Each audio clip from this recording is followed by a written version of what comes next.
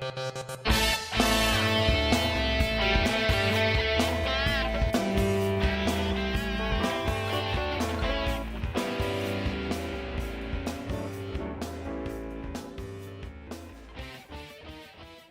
Ron McIntyre and I are going to discuss the topic of influence, the good and not so good aspects that are present in our work and personal lives. Thanks for joining us for this very brief discussion. We are both passionate about helping leaders become more effective in building and growing organizations for the 21st century. Ron, why don't you kick us off? Thanks, Rob. Every day we get emails about online marketing webinars, how to increase your ROI on the web, why you need to supplement your campaign with video, why do trains no longer have cabooses. It's endless, the amount of information we can get off of the internet. Well, influence plays a huge role in how successful these tags are for you and others. But it goes much deeper than just evaluating what emails to read or what videos to watch. Influence is critical for the most important part of our business and personal lives, that of connection.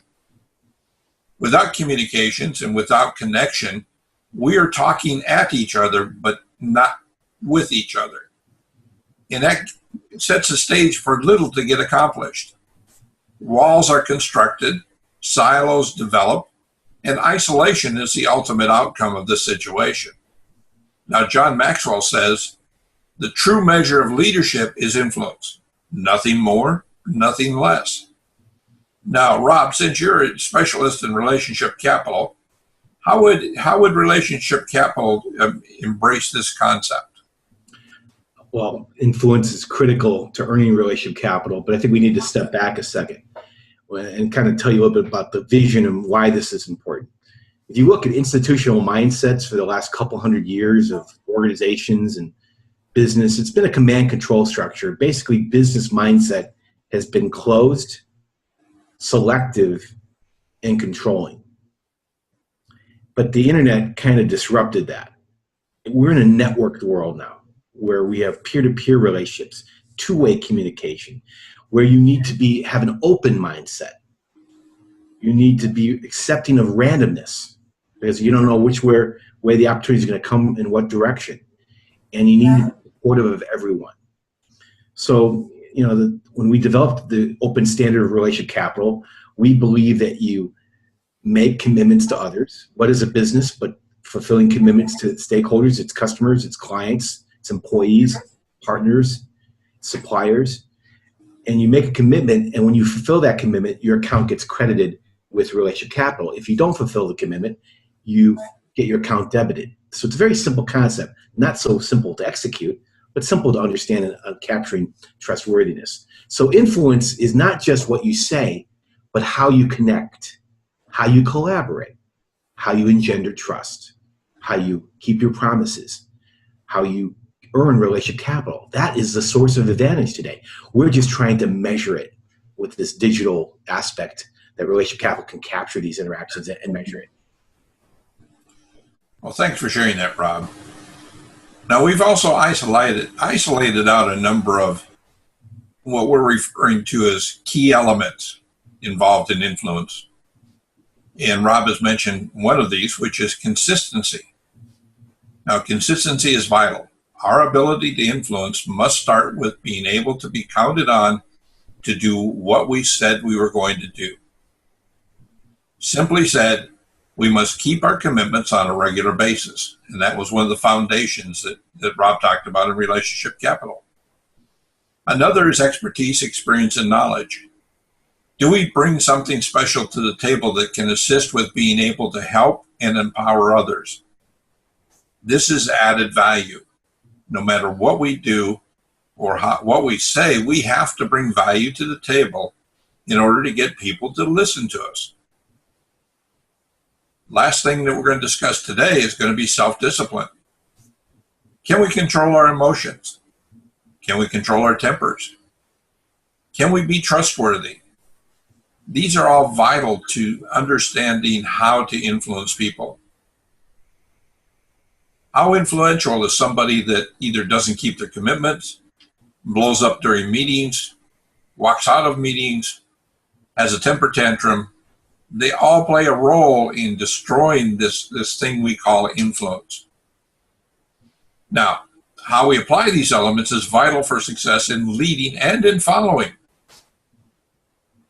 In our opinion, influence really is a two-way street. Many view it as a one-way street, and this gets dangerous because now you can lead to manipulation if not tied to the right attitude. Now, to deal with that, we've talked and coined the term proactive win-win to cover our perception of what attitude needs to be the foundation of any intentional influencing. And we get into more detail on that in later discussions. We will be discussing more of this entire topic in our upcoming webinar, 5 Ways to Supercharge Your Influence, that we've got scheduled for September 2014.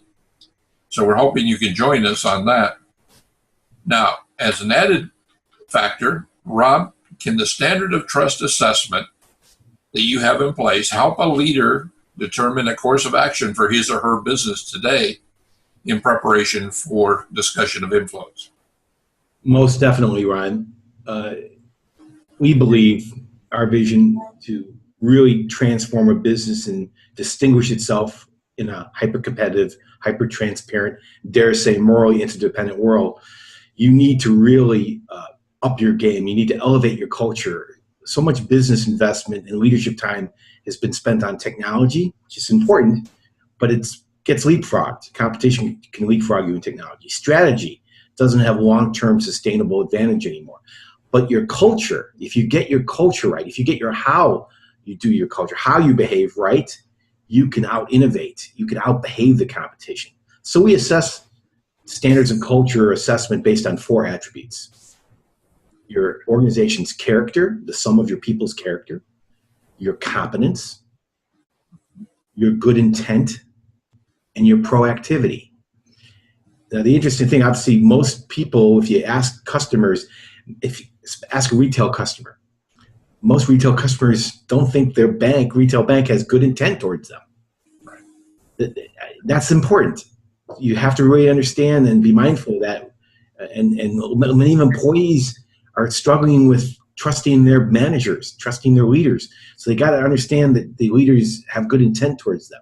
So that's an important aspect. But proactivity, we're raising the bar. It's not enough to react to customer demands and ask questions, and many companies don't even do that well in their customer call centers.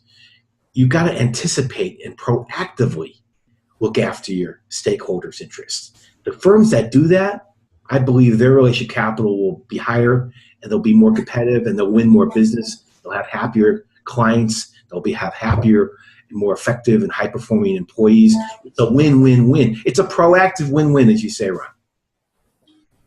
Absolutely. Thanks, Rob. Now, as we wind this up today, we'd like to thank you for spending time with us, just briefly discussing this topic of influence. And we'd like to remind you that we are planning a webinar which will cover 5 steps that you can take to improve your ability to proactively and positively influence others.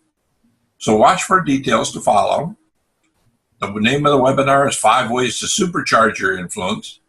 And at that point, we will discuss these points, and then we'll learn from each other as we go down this journey of discussing influence and how it impacts us. Thank you for joining us today, Rob. Thank you for joining us, listeners, and we look forward to talking to you again soon.